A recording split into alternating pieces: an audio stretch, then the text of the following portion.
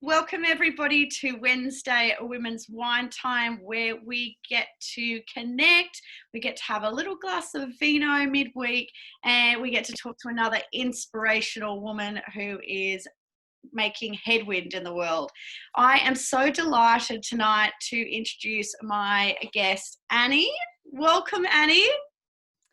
Thank you so much for having me. Oh, you are so welcome. Annie, where do we start? I wanted to delve in, I guess, to begin with, to talk a little bit about what you do and how you serve, serve the world and serve women around you, and sort of what you do. Can you tell us a little bit more about that? Yeah, well, I am a life coach and finished my Beautiful You coaching course in November last year, as you did. And I absolutely feel like I found my why in life after doing lots of different things. And I love working with the amazing women that I work with, and really just about helping them find some calm and some clarity and some confidence and just reconnecting with themselves and that light that I think you kind of can lose along the way of raising small humans. So yeah, that's what I do these days. And my husband and I also run an IT company, so Busy. a little bit different, but yeah. So I look after the marketing for our business as well. Awesome.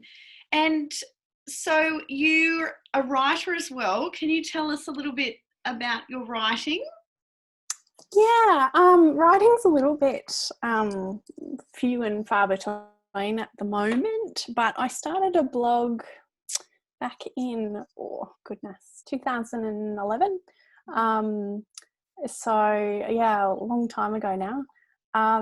When I was pregnant with our youngest son, and we discovered along the way that he would be born with Down syndrome.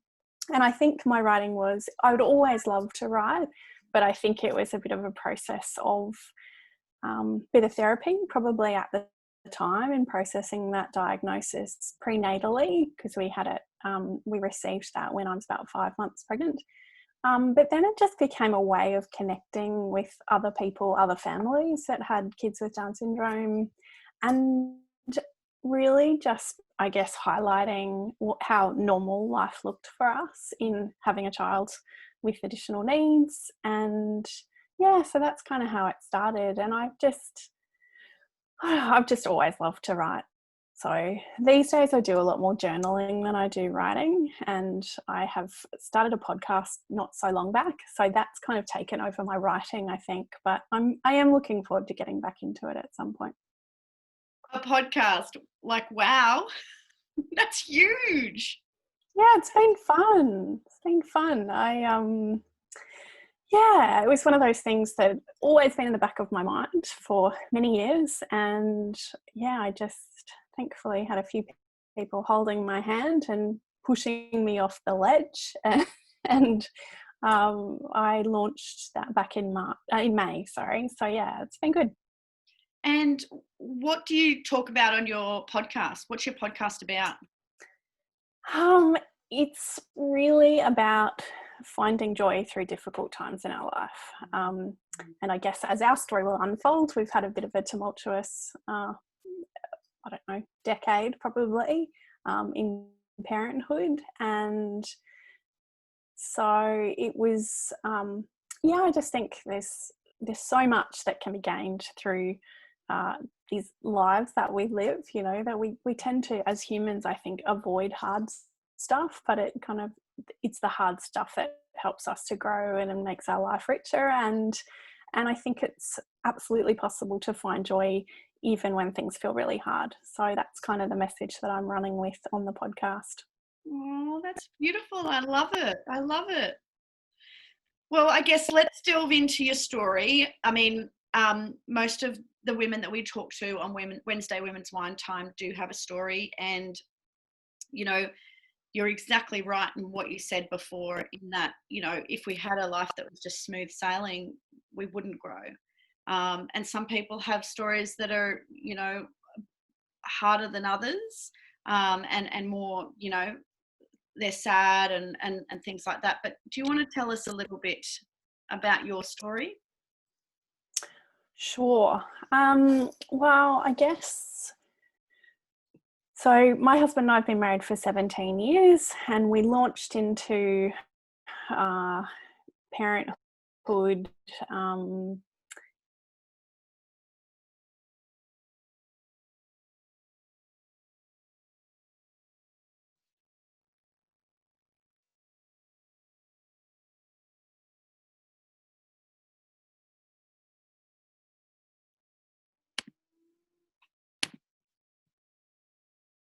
and having 2 kids was tricky. I never really worried about what it would be like to have 2 kids. I kind of expected that they would just come out, carbon copies of each other, and it certainly wasn't the case.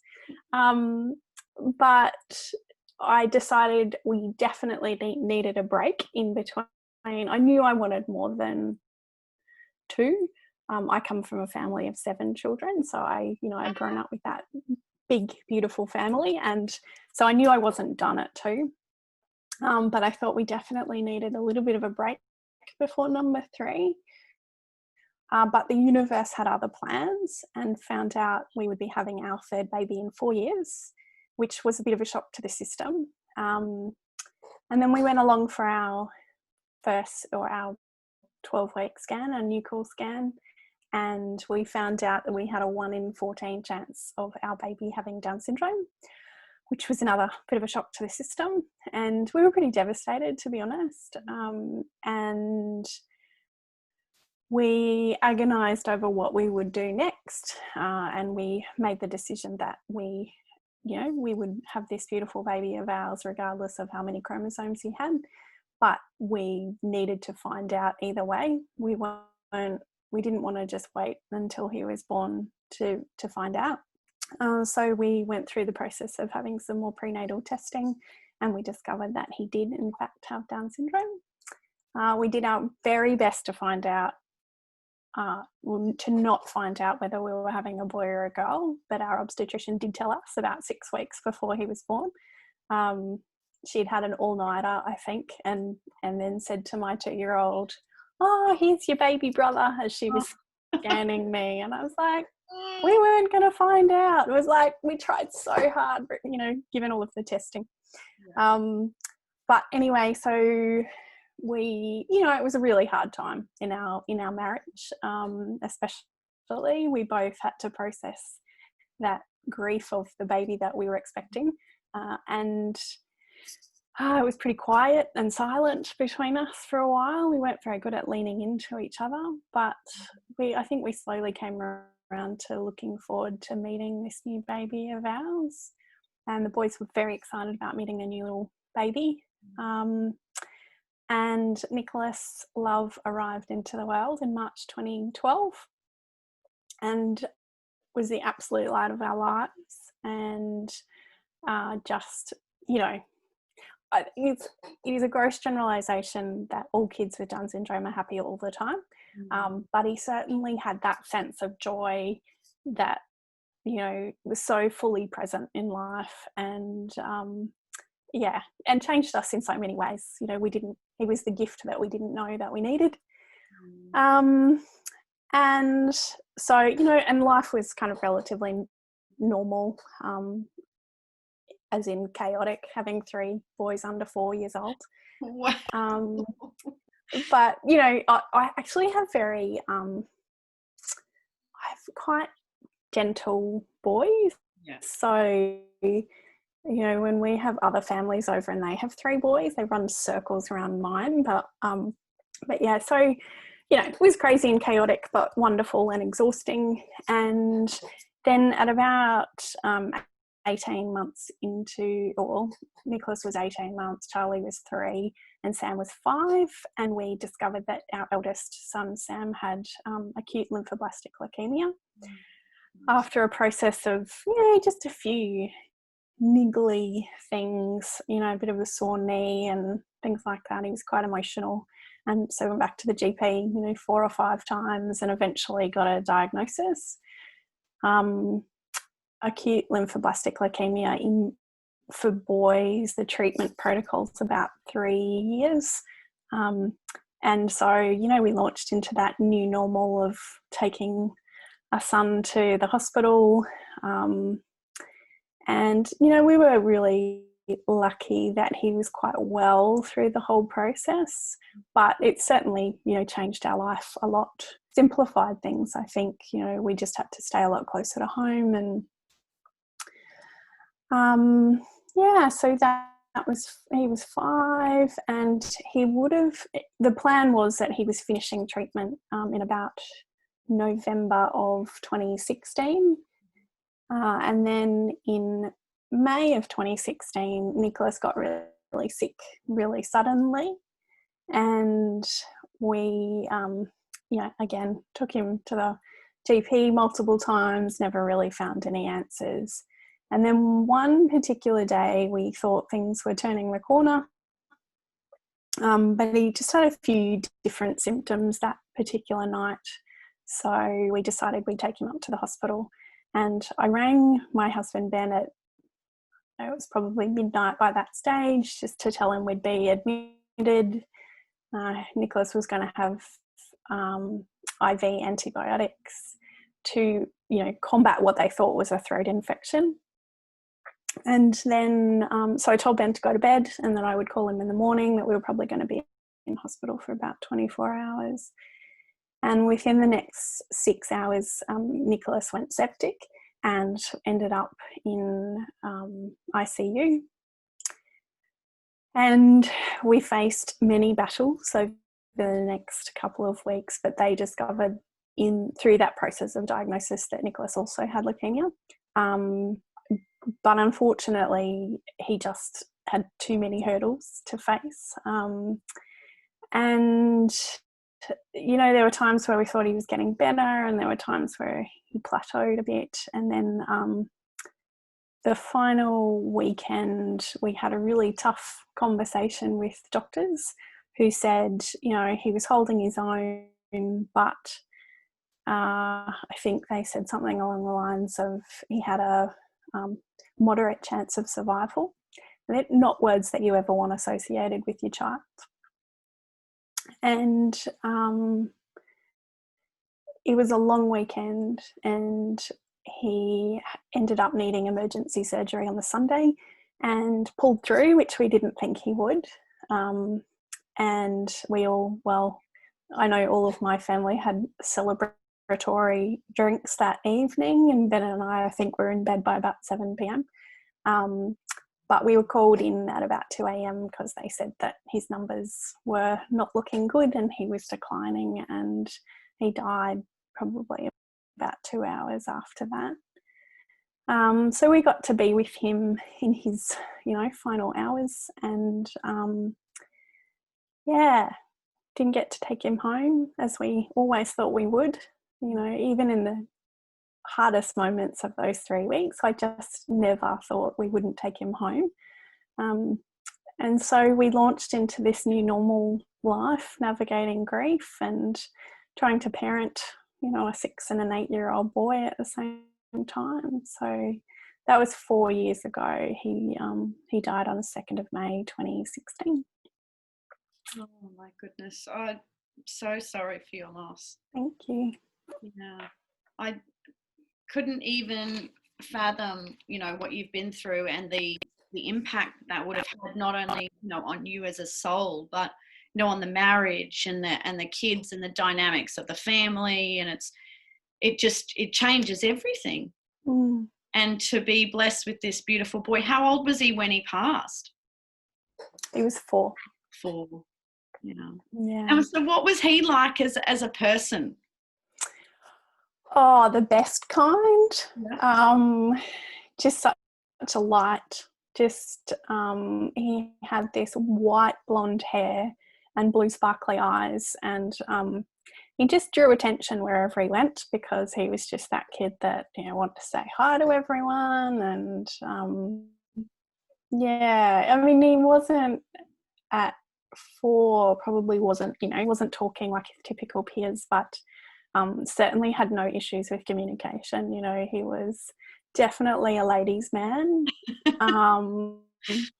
And, you know, he'd started kindy at the beginning of 2016 at the same kindy that his big brothers went to. And, you know, when your baby's going to kindy and it's the last child, as well as the fact that, you know, he wasn't a typical child, that mother's heart was a little bit nervous seeing him go into kindy, but he absolutely walked in like he owned the place, and, you know, and they loved having him. And yeah, I do think it was probably the happiest last few months of any life, because he just was in his element, being in that kindy and making all of those new friends, and they loved him to bits. So yeah. Can I sort of take you back a moment? Because, you know, I guess having a diagnosis of, you know, or the potential to be having a Down syndrome baby, the reality is that it scares so many people, and they think that, you know, I believe in choices, but I don't feel that there's enough education around having, you know, a child with Down syndrome, that people think that the only option sort of is to terminate. It was something that you guys obviously considered, but what sort of swayed your decision? Well, I probably should start by saying I grew up in a really good Catholic family. Yep. With a mum who was a pro-lifer. So I'd grown up with this philosophy that all life was precious. Yeah. And so I think, and, you know, and I guess on the flip side of that, I married someone who didn't grow up with that philosophy and didn't grow up with that background. And that's not to say, you know, he was pressuring me either way, but I felt like, to honour Ben and our marriage, that I needed to consider all options, that I couldn't just do a blanket, this is what we're doing. So, yeah, I think for me, and also I think one of the turning points for me was that I'd had a miscarriage already years before, and I knew how it felt to desperately want to be pregnant and feel empty inside, and that the devastation of wanting to be a mum and knowing that I didn't have that baby growing inside me anymore.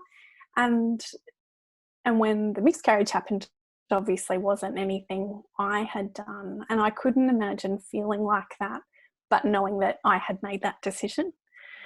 But I think it was also just an inherent belief that things would be okay, that it felt really dark and scary, and but we would be all right. And one of my good friends at the time said to me, if you think you and Ben can't handle this, I think you're underestimating yourselves. And it was exactly what I needed to hear, because I think, yeah, and I think, you know, Ben probably more than anyone would say what an amazing positive impact Nicholas had on his life. And, you know, and I think, yeah, and I think, you know, his family as well, that it changed them. He changed them. Mm-hmm. So for people who obviously are faced with that sort of a decision, what would you say to them?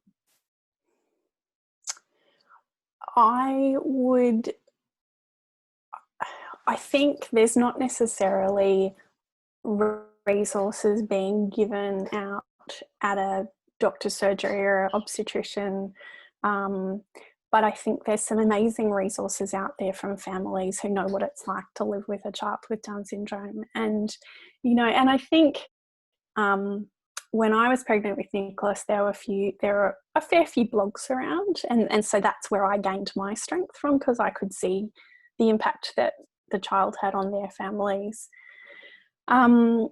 These days, there are lots of Facebook groups and some amazing communities that are so supportive, and yeah, just run by some amazing mums that I know who are just really, and everyone's really excited at the thought of this new baby being brought into the world. So yeah, I haven't met any parents that, I don't know, that couldn't live without this child that they've brought into the world. And had they been given a decision, back when they were pregnant, maybe it was something that maybe they didn't choose to have prenatal testing, or maybe it wasn't picked up, but and so maybe the decision would have been different had they had the opportunity.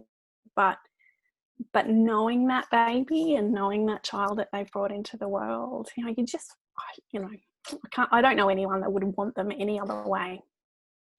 Yeah, I have a beautiful friend.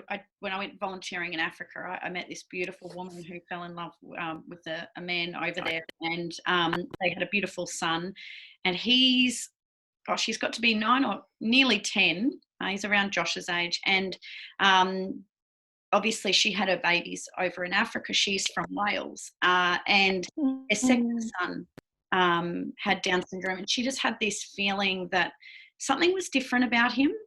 She had, very limited testing where she was in Africa, and then they discovered when he was 6 months old that he had Down syndrome. She just had this feeling, and she's created such a beautiful blog about just sharing his experience and his journey, that life didn't, it was a grieving process for her, but life didn't stop for them.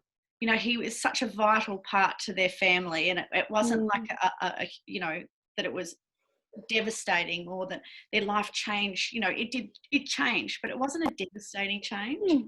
And it was beautiful to just, watch that journey. I think he's like 6 now, and yes, he's a bit of a ladies' man too. It seems to me he's very loving, and but yeah, I just think it's my hat goes off to women like you who share that and share that journey, and I guess give a let people know that it's okay. Do you know what I mean? It's not doesn't mean that their older children are going to be hugely impacted. I mean, they'll be impacted, but not in a negative way. They can still be a contributing member to the family, and they're still just such a beautiful gift and a beautiful soul. So I just thank you for that. It's just beautiful. I mean, you have just been dealt with some pretty tragic, huge, life-altering things in your life. Devastating. How did you just not curl up into a ball and tell the world to basically F off? It's probably been a few of those days where I've felt like it. I mean, although it was really hard to live through at the time, receiving that diagnosis of Down syndrome, it sort of, it paled in comparison when we found out Sam had leukemia. And I tell the story that, so when Sam was in prep, his first year of prep, when he was going through treatment, so he was diagnosed at the end of the kinder year, and the school that we go to have always been really good at doing the Shave for a Cure for the Leukemia Foundation. And we went along on the day that they were doing the Shave for a Cure, and I was chatting to a mum afterwards, and she's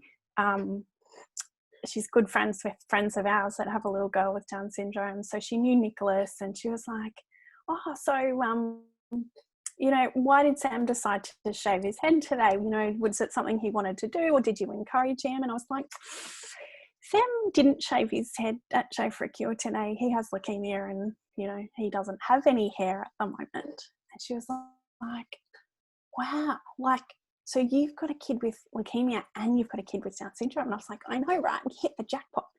And I think it occurred to me that, there is a bit of a comparison. There is that, oh, you've been dealt both of these things. But Down syndrome really was a walk in the park in comparison to, seeing your son have chemotherapy and go through all. Yeah. I mean, he was 5. Like, he kind of, and he's and he's really well these days. He finished treatment in November of 2016, and he's, a thriving, healthy, and somewhat annoying 12-year-old these days. And I love him to bits. And he's incredibly resilient, and we joke that we were kind of lucky that Sam was the one to go through it, because Charlie, middle child, completely feisty, and he would not have sat there and had multiple needles and what have you. But yeah, it was a lot for a 5-year-old to have to go through, and I feel like, Down syndrome for Nicholas, it was just like he was living his best life. It didn't matter how many chromosomes he had. And there's more challenge around the societal expectations of Down syndrome than there are about the actual realities of living with someone with Down syndrome. Gosh, how did you? I just can't even fathom how you managed to be so strong during all of that. I mean, like, I don't even know what to, how did you do that? How did you find the strength? I think when Sam got diagnosed, we'd learnt a lot of lessons from having gone through the prenatal diagnosis, and we knew that we hadn't worked very well as a married couple in that time, and we knew that we'd learnt a lot, and so we knew kind of how that we needed to lean in with each other, and we needed to communicate better and all that sort of stuff. I think we really just decided to take things one day at a time, because that's all we could control at the time.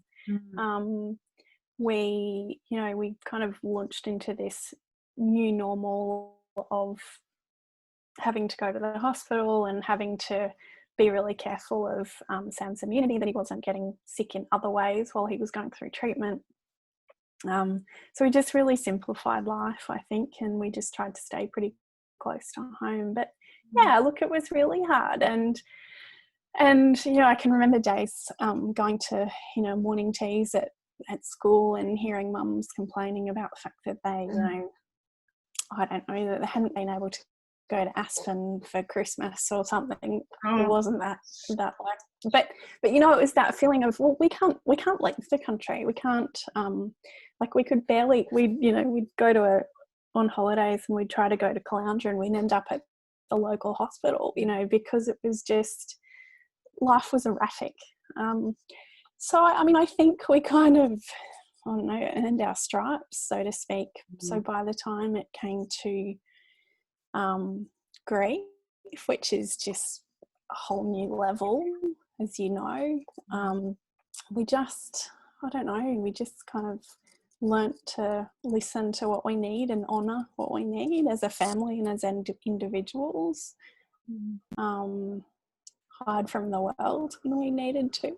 And we did. There were times where there were school functions on, and I just couldn't bear the thought of being somewhere, with 600 people conscious of who I was and what we'd been through and all that sort of, so day at a time, lots of deep breathing. And is that the advice? What would you, I mean, I'm in awe of you. I've just got so much advice to give. Yeah, and this is what you've turned that grief, and my hat just completely goes off to you. I'm just in awe of you, that there are women like you out there who turn it around, and they turn it into something, positive, and you are out there and you're helping women, and you're, helping women to understand that, things don't go according to plan all the time, but there is still that joy and that hope if you can, get to that point. And I guess I just want to acknowledge you for that, because it could have been very easy for you to shut the world out and, retreat, become a hermit, Mm. run away, Yeah. you know, and sit in your grief very easily. Yeah, look, I think we were both really conscious of the fact that we had a 6 and an 8-year-old who, you know, and we needed to honour their brother, but we needed to be present parents for them. And you know, the thought of them getting to adulthood and saying, you know, mum and dad kind of checked out after Nicholas died, like, that horrifies me. And you know, Nicholas was so full of joy and life and light that I just think it's part of his legacy that we carry on this life, you know, on his behalf, in a way that, you know, he doesn't get the privilege of growing old, but you know, but I just think it would have been a disservice to him to check out and to become a hermit. So we just made a decision that we needed to live life to the full and with as much joy and light that we can. And, you know, look, I don't underestimate how tough it is to deal with grief. You know, the loss of a child is like nothing else. And that, especially that first year, is brutal. You know, those first few weeks are just raw and horrendous. And I feel like if I can share a little bit of our, you know, our journey and share some light with other people who are going through the same thing and make their lives just that little bit easier, then I absolutely want to do that. That is just beautiful, beautiful. And that is exactly what you're doing, you know, in sharing his story and sharing what's, you know, what's gone on in your life. You are, gosh, honouring him, and I know that he would be just super proud of you. I believe that every child is their parents, and gosh, you did a good job of picking you. So what would be your advice for someone who is struck in grief right now, who's really struggling? What would you say to them? I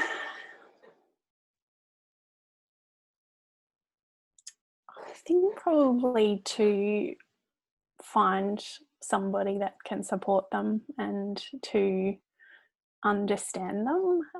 It was really important for me in those early months to connect with other parents who have lost children, and not necessarily people that I see regularly, but we just have that connection.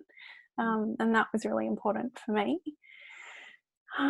Just honouring the feelings that and what you need in the moment. That I think, you know, if you do need to shut yourself off from the world for a little while, then that's okay.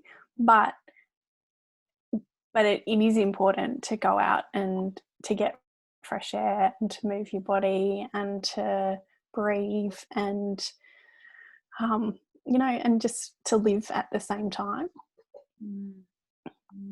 Beautiful, beautiful. And my last question for you is, what do you want your legacy to be? Oh, look, I would just hope that in how I live, I help other people realise that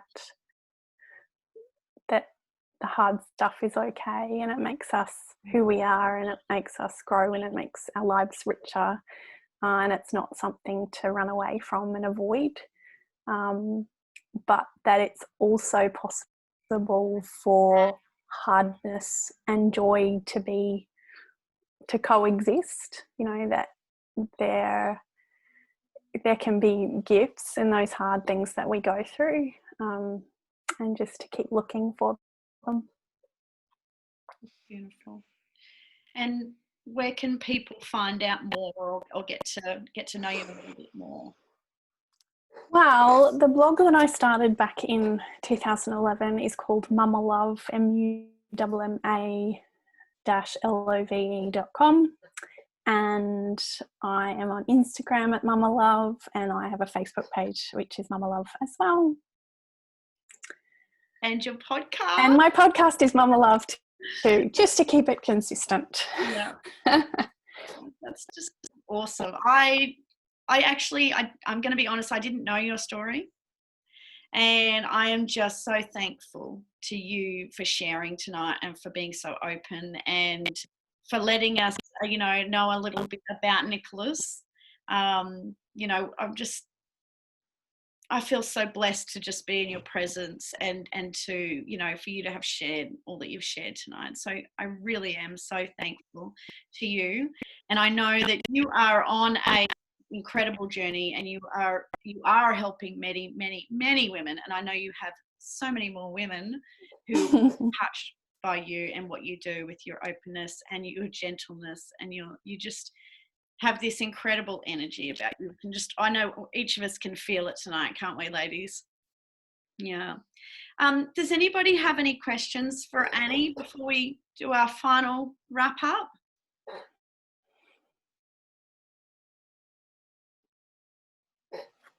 Are you going to be writing a book, Annie? I might need to get some tips from Jess. Do you know, I probably about 2 years ago, I was really keen to write a book, and I've probably got half of one written, or my first version anyway. And then I went along to a writer's retreat in Tasmania, and it was absolutely beautiful, but it kind of shifted how I looked at my own writing, and I went through a bit of a crisis of confidence, I think. And so I put it on the back burner, and then I started my podcast, and I realized that my desire to write a book was the desire to get the story out. And in doing the podcast, I actually got the bits out that I really needed to. So I do think there is a book in me, but I think it'll look different to how I thought it would look. So I'm still working on that. But yeah, definitely on the cards at some point. Beautiful. I can relate too, because sometimes we need to give a few years before we finish the book, so that there's some true inspiration too for the people who it resonates with, that there is light at the end of the tunnel, and that there is joy after grief and after hardship. Yeah. Beautiful. Thank you. Is there any other questions?